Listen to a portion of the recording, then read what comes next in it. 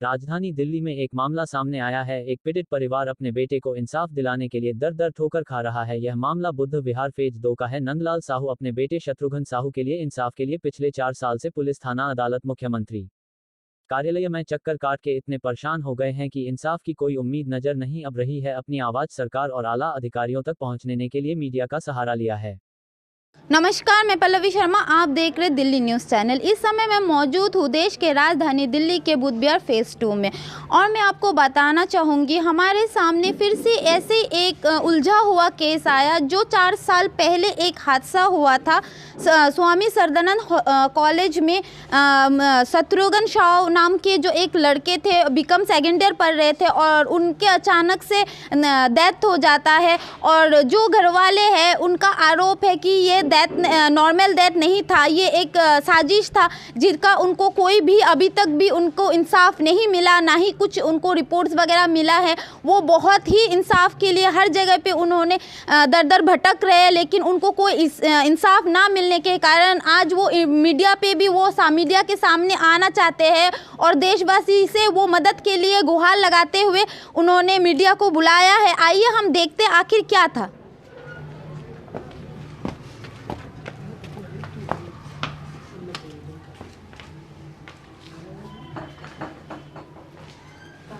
आप देख सकते हैं जो यहाँ पे उन्होंने तमाम जो डॉक्यूमेंट्स है और जो तमाम जो ये ट्रॉफी वगैरह जो जीत रखा था इन्होंने यहाँ पे ये रखा हुआ है। तो देख के जैसे लग रहा है कि ये लड़का जो बहुत ही होनहार था। तो उनके फैमिली वाले हमारे बीच अब इस टाइम मौजूद है, हम उनसे बात करते हैं। नमस्कार सर। आपका शुभ नाम? नंदलाल साहू। क्या हुआ था? जी मैडम, हमारे बच्चे सुबह 7 बजे लगभग निकले थे, बेटा और बेटी दोनों कॉलेज के लिए। लड़की अपने कॉलेज गई, लड़का अपने कॉलेज गया। वहाँ से फिर लगभग 8 बजे के आसपास पहुँचे हैं कॉलेज में। वहाँ से बहुत बढ़िया पहुँचे, घर से नाश्ता करके भी निकले थे, बहुत बढ़िया खा पी हंसते खेलते गए थे हमारे बच्चे। और वहाँ से लगभग 11 और 10 के बीच में हमारे पास फ़ोन आता है कि ऐसे ऐसे आपका बच्चा कॉलेज में कंप्यूटर लैब में गिर गया है, तो हम उसको फैब्रिक हॉस्पिटल ले गए हैं, आप वहाँ पे आइए। फिर हम वहाँ गए तो वहाँ के प्रिंसिपल ने बोला हम बहुत कोशिश किए, हम बचा नहीं पाए आपका बच्चा को, बहुत कोशिश किए नहीं बचा पाए। आप वहाँ कितने बजे तक पहुँचे? हम वहाँ पे फोन आया था हमारे पास लगभग 11 और 10:30 के बीच में फ़ोन आया था। और आप कितने बजे पहुंचे थे? लगभग हम 1:30 बजे पहुंचे हैं। इतनी लेट क्यों पहुंचे थे? हम वो ऑटो से गए थे, हमें लेट फ़ोन आया, फिर हम ऑटो किया। वो जैसे फ़ोन आया लगभग उसी टाइम हम 12 बजे, 1-1.5 घंटा लगा। रास्ते में कुछ था, वो जाम थी, और ऐसी कोई जाम नहीं थे, लेकिन 1-1.5 घंटा रेलवे का फाटक बंद हो गया था। फिर हम वहाँ पर पहुँचे हैं तो हमें प्रिंसिपल मिले हैं, बोले कि ऐसे ऐसे हादसा हो गया, हम बहुत कोशिश करें, आपके बच्चे को बचा नहीं पाए। तो फिर हमें वो कॉलेज के प्रिंसिपल ने क्या बोले कि हम आपको बहुत कोशिश की नहीं बचा पाए, हम आपके एम्बुलेंस कर देते, आप अपने बच्चे ले जाइए। फिर वो हॉस्पिटल वालों ने पुलिस को फ़ोन किया, बगैर पुलिस को फ़ोन किए हुए मेरे को बच्चे सौंप रहे थे, आप ले जाइए घर। फिर पुलिस वो हॉस्पिटल वालों ने फ़ोन किया, फिर वो पोस्टमार्टम के लिए फिर हमसे पूछा कि वहाँ पे करवा दें। नहीं, हम कहे कि हमारे घर के पास है अम्बेडकर हॉस्पिटल, वहाँ पे करवाइए। पोस्टमार्टम 27 तारीख को हुआ। उसके बाद जो आईओ थे वहाँ पे हमें उस कितने तारीख कब ये हादसा हुआ था आपके बेटे के साथ? वो तारीख कौन सा था? 26 सितंबर 2018।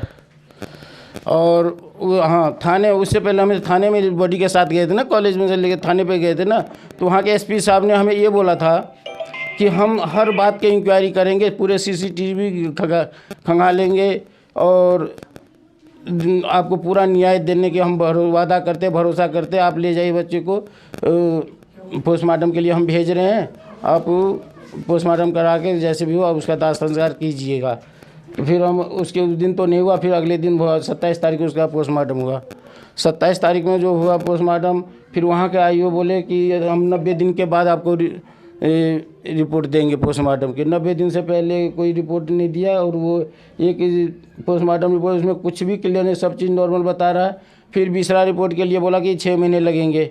6 महीने होते होते देखे तो हमारे कुछ भी नहीं हमारे को दिया, मतलब दोहराते रहे, हमारे लगभग 10-12 चक्कर लगे, इतने में प्रमोशन हो जाता है। एसपी साहब का भी हो गया प्रमोशन और आईओ का भी प्रमोशन हो गया, पता नहीं क्या कार्रवाई की जो प्रमोशन हो गया उनका। फिर हमें जब से दौड़ ही रहे, फिर हमें कोई टमाटर बेचते हैं बाज़ार में कोई एक भले आदमी आए कि बोले कि आप किसी वकील से मिले, हम वकील से मिले।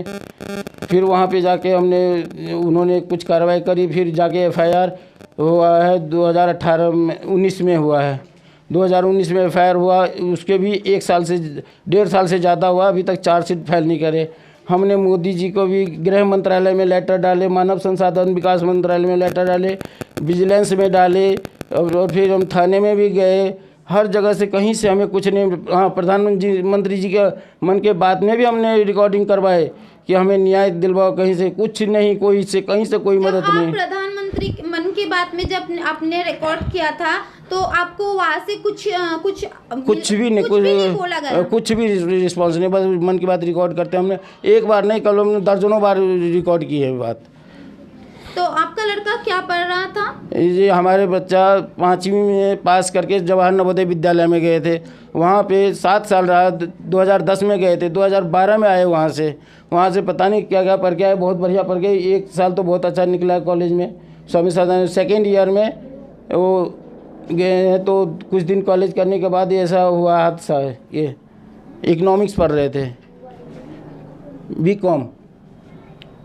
हाँ जी, BCom program. Final 2nd year में थे मैडम। 2nd ईयर में थे? हाँ जी। तो ये जो आपने तमाम कागज, ये ट्रॉफी वगैरह, ये जो आपने यहाँ पे रखा है, ये क्या है, एक बार बताएंगे? ये हमारा बच्चा बहुत ही होनहार बच्चा था, IAS की बनना चाहता था। मैंने पापा मैं IAS बनूंगा, मैं IAS सब ट्रॉफी देख सकते, इसका प्रमाण देख सकते हो आप, कोई भी प्रमाण महसूस नहीं है, आप देख सकते हो। फिर जो भी ये सर्टिफिकेट है, कोई वो नहीं है, देख लीजिए सब, हर जगह भारत स्काउट, ये पता नहीं क्या क्या, हम तो जितना जानते भी, हम तो सब्जी बेचते हैं। हमारा बच्चा वही घर में पढ़ने लायक बच्चा था, वही इतना होनहार बच्चा था, वो अपने मेहनत से करना चाहता था सब कुछ। हमें कहीं से कुछ न्याय की बात नहीं करी। तो आप ये 4 साल बाद अब ये मुद्दा उठा रहे हैं, तो 4 साल तक आपने ये मुद्दा क्यों नहीं उठाया? मैडम, हमने हर जगह हर ऑफिस में गए, हर जगह गए कि 3 महीने बाद इसका रिपोर्ट आएगा। हमने केजरीवाल जी गृह मंत्रालय में पहले गए, शिक्षा मानव संसाधन विकास मंत्रालय में गए, वहाँ से एक लेटर भी आए थे किसी IAS ऑफिसर के, पता नहीं क्या, उस पर हम कार्रवाई कर रहे, फिर वही इंतजार में लगे रह गए। जब कुछ नहीं हुआ तब जाकर हम कोर्ट में गए मैडम। तो कोर्ट से क्या हुआ आपको? कोर्ट से एफआईआर हुआ, जज साहब ने 3-4 तारीख गुजरे, उसके बाद एफआईआर करवाया। फिर अभी तक चार्जशीट दाखिल नहीं हुआ, 2 साल हो गए, 1.5 साल हो गया लगभग एफआईआर हुए, चार्जशीट दाखिल नहीं, चार्जशीट दाखिल नहीं कर रहे। तो आप आज आपने मीडिया बुलाया है, और आप देशवासी से और जो सरकार है, आप क्या कहना चाहें? हम जहाँ तक हो सके हमारी इंसाफ के लिए कुछ मदद करिए। मतलब ये नहीं कि हमारे उसके बच्चे के लिए इंसाफ करिए, क्योंकि उनके भी तो बच्चे कभी कोई कॉलेज में जाएंगे पढ़ने के लिए, उनके साथ ऐसा हादसा ना हो। इसलिए हम चाहते हैं कि हमारे देशवासी, अब जो वो भी अपने जो अभिभावक हैं, माँ बाप हैं, वो अपने बच्चे को जो कॉलेज भेजते हैं, हमारा बच्चा रेगुलर में पढ़ता था, हमारे बच्चे को कुछ पता नहीं कॉलेज में मार दिया साजिश के तहत, क्या क्या हमें पूछने। वहाँ का प्रिंसिपल हमें बोलता है कि आप अपना बच्चे के लिए जाइए, कुछ नहीं। जबकि हम एक बार गए तो वहाँ पे तो हम 28 मिनट में पहुँचे थे, जिस हॉस्पिटल में वो ले गए थे। वहाँ से 28 मिनट में हम बस से भी गए, रिक्शा से भी गए, पैदल भी गए, तब हम 28 मिनट में पहुँचे हैं, लेकिन उनको 2 घंटे लगे वहाँ पे पहुँचने में। तो CCTV फुटेज वगैरह कुछ मिला आपको? हमने मांगने हादसे के 4 दिन बाद गए थे हम कॉलेज, तो वहाँ के जो अधिकारी लोग होते हैं बैठे कुर्सी पे, प्रिंसिपल नहीं थे, पता नहीं कौन प्रोफेसर थे क्या नहीं, हम नहीं जानते इतना। जो भी उस ऑफिस में अधिकारी थे, सर हमें CCTV फुटेज देखना है, तो उन्होंने बोला कि 1 साल से ख़राब हो रखा है, हम नहीं दिखा सकते। आपको CCTV फुटेज कुछ नहीं, हमने थाने वाले को भी बोले। जैसे कि आपका ये जो पोस्टमार्टम रिपोर्ट है वो उसमें नॉर्मल दिखा रहा है, तो फिर आप बोल रहे हो कि आपको क्या शक है? जी अब बिस्तरा रिपोर्ट के लिए रुके हैं, बिस्तरा रिपोर्ट आएंगे तब FIR लोड करेंगे। 1 साल तक 2 साल नहीं आया, जज साहब ने भी देखा कि 1 साल तक बिस्तरा रिपोर्ट नहीं आया, उसके बाद जज साहब ने FIR दर्ज करवाया है।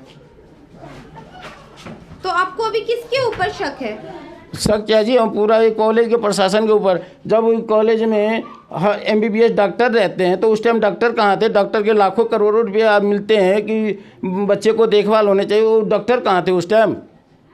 जबकि वहीं के प्रिंसिपल ने हमें बोला कि हमारे कॉलेज में डॉक्टर भी हैं। तो फास्ट ट्रैक नहीं, कोई डॉक्टर नहीं, तो फिर क्या कर रहे हैं कि कॉलेज सब तो ये झूठ बोल रहे हैं। आपके बेटे को ऐसा क्या चोट आया था जिससे उसका डेथ हो गया? क्या उसका सर्वर कुछ फटा था? नहीं, हमने को ऐसा कुछ नहीं देखा। हम तो उस टाइम पगला, हम तो बेहोश हो गए थे, हम देख करके ही बेहोश हो गए थे। हम कुछ बोलने लायक नहीं रहे थे हम।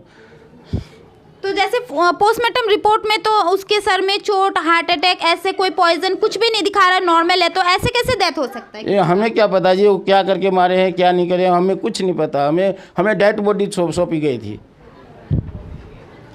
जी, आप देशवासी को जो आपको सुन रहे हैं इस टाइम, प्रशासन भी आपको देख रहा होगा, तो आप उनको क्या कहना चाहेंगे? हम तो इतना कहेंगे कि ईमानदारी से जो निष्पक्ष जांच करे, ईमानदारी से।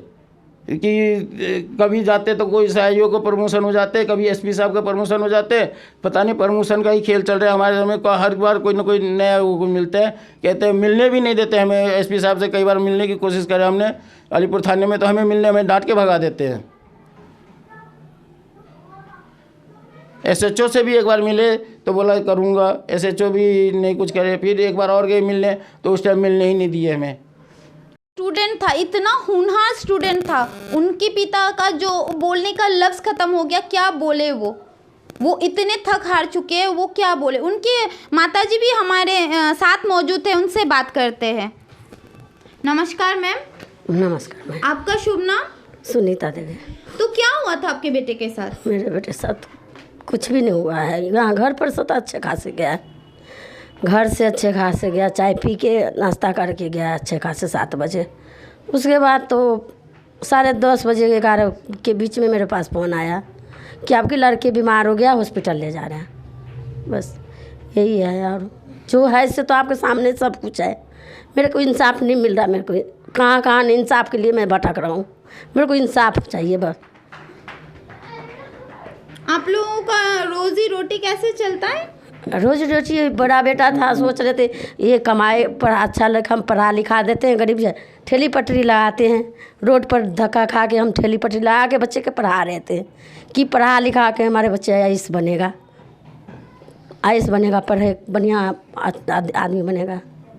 सब सपना हमारे टूट कर दिए इन्हें। हमने देश के लिए सौंप रखा था बच्चे को। हमारे बच्चे का हम कह रहा मम्मी मैंने देशभक्त बनूंगा। वो कोई बात नहीं, तू जितना पढ़ना है देशभक्त बनो, अच्छा बनो। हम तो गरीब लोग थे, हम कमा कर बच्चे के कर रहे थे, पढ़ा रहे थे। नहीं तो आज हम धक्के खा रहे, हमने नहीं खाते धक्के। बस आपके आगे ये जो है से ये देख लो, ये सारे प्रमाण उनके देख लो। हमें तो यही चाहिए, इंसाफ चाहिए इसके। हमारे बीच में और उनके सिस्टर वगैरह भी मौजूद हैं, उनसे भी बात करते हैं। आप बताना चाहेंगे?